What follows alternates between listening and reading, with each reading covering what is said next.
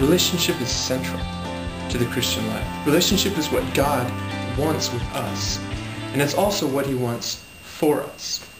This makes it a prime target of our enemy. Our enemy wants to destroy a relationship.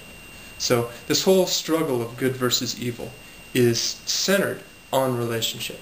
The enemy trying to destroy it, and God desiring to have that with us, and desiring us to have relationship with one another. Our enemy tries to destroy our relationships by taking a little bit of truth and just twisting it. One of the things he likes to say is that relationship takes too much work. Well, it does. A relationship does take a lot of work. And, sometimes it feels like it's not worth it. He takes the fact, our enemy takes the fact of relationships being hard work at times, and he turns that into something to be scared of, something to be afraid of, which is why a lot of relationships fail. But relationship is messy at times. Yeah, it takes work. Look at God's relationship with the people Israel in the Old Testament.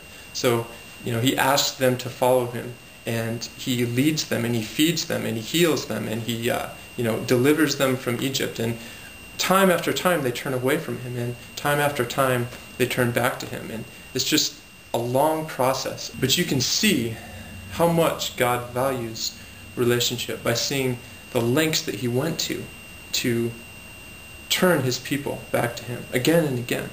Another lie of our enemy is that we need to look out for number one.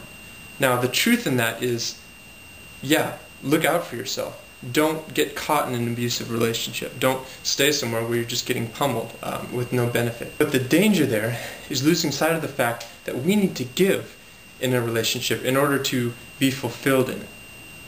Part of being fulfilled in a relationship is giving to the other person. So our enemy would like to make our relationships look like too much work, like they're not worth it.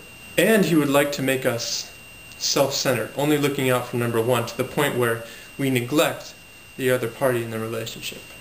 God's type of relationship is reciprocal. It goes two ways.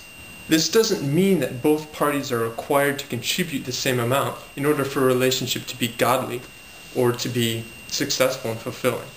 I just look at God's relationship with me and say, we're not equal by any stretch of the imagination. And often in our relationships with one another, one party is going to be contributing more than the other. There shouldn't be an unhealthy imbalance there. The idea is that both parties contribute and both parties benefit. God's type of relationship is not selfish, it's selfless. The grand example, of course, is Christ's sacrifice on the cross to facilitate relationship with all of God's children. In the same way, our relationships with each other require a lot of little sacrifices.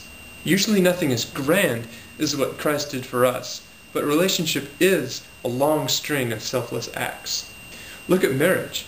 When two full lives join together and become one, something's got to give. Both parties end up making some sacrifices for the sake of the relationship. But talk to any godly couple who's been married for a number of years. They'll tell you that the marriage was probably the hardest thing they've done, and probably the most fulfilling too.